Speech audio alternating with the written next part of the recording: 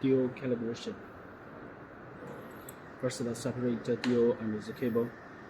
On the upside 0, we press, and the lower side 100, and we connect the DO and the cable.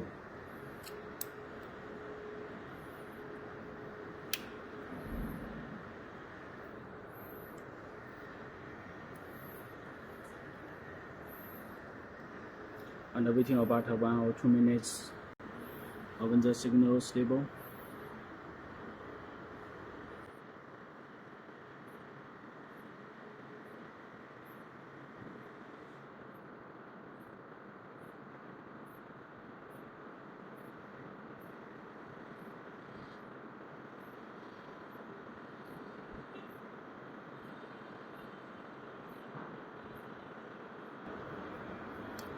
So that's available and the price. So we now finished the DO calibration.